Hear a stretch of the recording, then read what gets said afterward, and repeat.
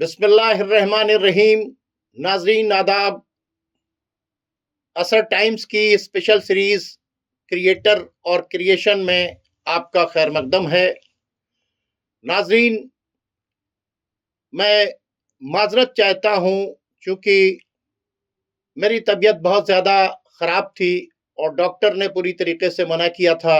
इसलिए मैंने तकरीबन 2 महीने से ज़्यादा हो गए हैं प्रोग्राम को नहीं किया, और अब खुदा का शुक्र है कि मेरी सेहत ठीक है और मैं इस प्रोग्राम को कर रहा हूं। तो नाज़रीन, क्रिएटर और क्रिएशन के इस प्रोग्राम में जैसा कि आप जानते हैं कि हम लगातार बात करते हैं उन लोगों से जो खुदा को नहीं मानते हैं, खुदा को कई मानते हैं, खुदा का जिस्म मानते हैं, खुदा का बेटा और बेटी मानते हैं, या एनर्जी और एटम से मिली हुई चीज़ों को खुदा मानते हैं। उन तमाम लोगों के मिसकंसेप्शन को हमने लगातार अपने सीरीज के अंदर क्लियर किया। नाजरीन, जैसा कि आप जानते हैं कि डज गॉड एग्जिस्ट नाम का एक प्रोग्राम जावेद अख्तर साहब के साथ में जो हुआ, उसके बाद मुख्तलिफ चैनल के ऊपर बात शुरू हो गई। हालांकि आप जानते हैं कि हमारी सीरीज तकरीबन 10 महीने पहले इस टॉपिक के ऊपर आ चुकी है और उसी की कड़ी को हम आगे बढ़ा रहे हैं, क्योंकि डज गॉड एग्जिस्ट के प्रोग्राम को देखने के बाद जनाब जाफर साहब के दिल में चंद सवालात पैदा हुए हैं और वो हमारे स्टूडियो में आए हैं हमसे सवाल करने के लिए। हम उनका खैर मकदम करते हैं। जी जनाब जाफर अस्करी साहब, आपने डज गॉड एग्जिस्ट का प्रोग्राम जो देखा, तो उसको देखने के बाद आपके जहन के अंदर कौन से सवालात पैदा हुए? शौकत भारती साहब, पहले तो मैं रुक कर आपकी तारीफ करना चाहता हूँ। शुक्रिया जी। किस बात की? आप अपनी बातें बड़ी आसानी से कॉमन मैन तक पहुंचा देते हैं। जी जी जी जी। और अभी एक प्रोग्राम हुआ डज गॉड एग्जिस्ट वाला, जावेद अख्तर साहब, जनाब जावेद अख्तर साहब वाला, वो प्रोग्राम जो था वो इंटेलेक्चुअल लोगों के लिए था, जी जी जी जी। कॉमन मैन के लिए नहीं था। जी। डज गॉड एग्जिस्ट के लिए कॉमन मैन को क्या मैसेज देना चाहेंगे? बहुत बहुत शुक्रिया जाफर साहब। और बिल्कुल आपने सही कहा कि प्रोग्राम बहुत अच्छा था, लेकिन इंटेलेक्चुअल क्लास के लिए था। उसको और आगे बढ़ाने के लिए प्रोग्राम भी किए जा रहे हैं, वो भी इंटेलेक्चुअल क्लास के लिए ही किए जा रहे हैं। टेलीविजन एक ऐसा माध्यम है कि जहां हर तरह के व्यूअर्स आपसे जुड़ते हैं और उसमें इंटेलेक्चुअल क्लास भी जुड़ता है और सड़क पर चलने वाला कॉमन मैन भी जुड़ता है। तो चाहे वो सड़क पर चलने वाला हो, चाहे वो इंटेलेक्चुअल क्लास हो, उस सब का बनाने वाला एक है। तो इसलिए एग्जिस्टेंस ऑफ गॉड के ऊपर, डज गॉड एग्जिस्ट के ऊपर प्रोग्राम ऐसा होना चाहिए कि जो कॉमन मैन तक आसानी से पहुंच सके। जो भी अपने आप को इंटेलेक्चुअल कहता है तो वो किसी न किसी साइंटिस्ट की किताब को कोट करता है, किसी न किसी एथीस्ट की किताब को कोट करता है। तो रिलीजन को भी ये राइट देना चाहिए कि अगर कोई रिलीजियस बुक में लिखी हुई बात को सामने रखकर अपनी बात को आगे बढ़ाता है तो उसको भी ये चांस देना चाहिए। जब रिलीजियस बुक के रेफरेंस दिए जाते हैं तो वहां के ऊपर एतराज होता है, और जब किसी साइंटिस्ट की, किसी एथीस्ट की, किसी फिलोसोफर की लिखी हुई बात को कोट किया जाता है तो उसको बड़ी आसानी से कबूल कर लिया जाता है। ये डिसऑनेस्टी है। ऑनेस्टी यह है कि कॉमन मैन तक concept of creator, existence of God को पहुंचाना है।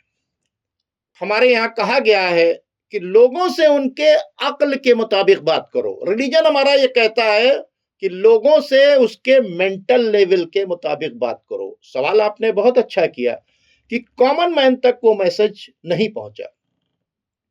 तो आइए कॉमन मैन तक एक पैगाम पहुंचा देते हैं कि इस बात को तमाम इंटेलेक्चुअल क्लास ने, साइंटिस्ट ने, खुदा को नहीं मानने वालों ने, खुदा को कई मानने वालों ने, खुदा का जिस्म मानने वालों ने, खुदा का बेटा और बेटी मानने वालों ने, एनर्जी और एटम से मिली हुई चीजों को खुदा मानने वालों ने, एनर्जी को खुदा मानने वालों ने इस बात को एक्सेप्ट कर लिया कि क्रिएशन ऑफ यूनिवर्स जो है वो एनर्जी से हुई है।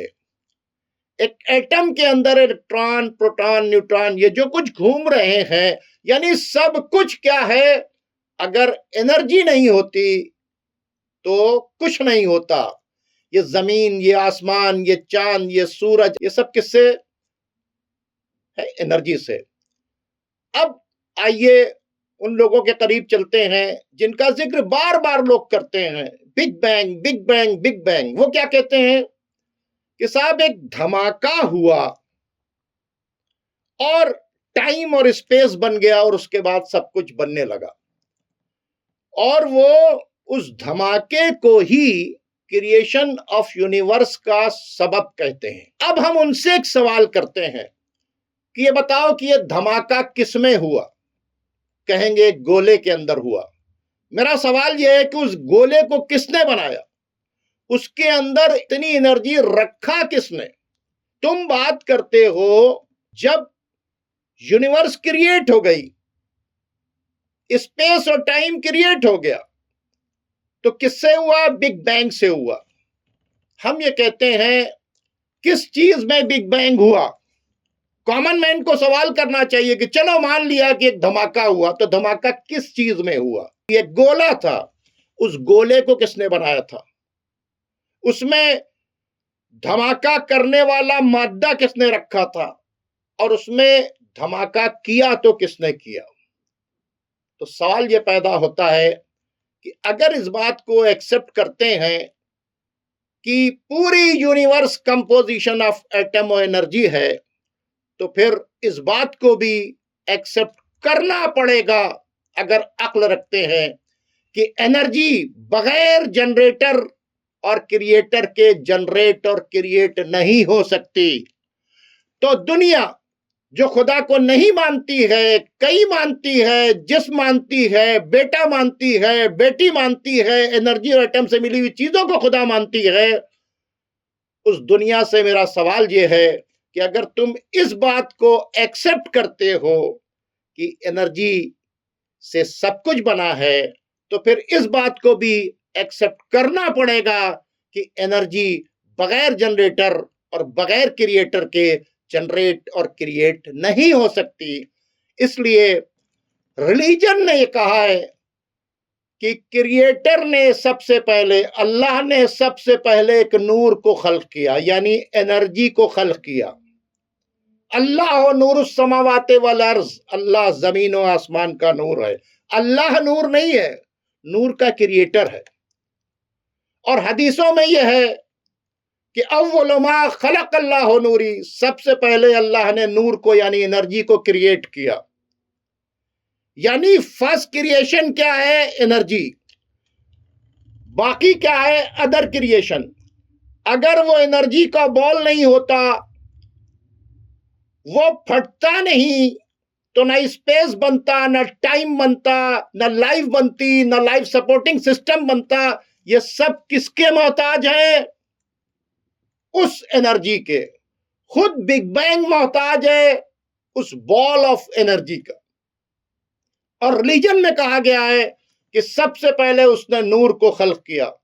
फिर कहा गया है अना वालियुम मिन नूरिन वाहिद, मैं और अली एक नूर के दो हिस्से हैं।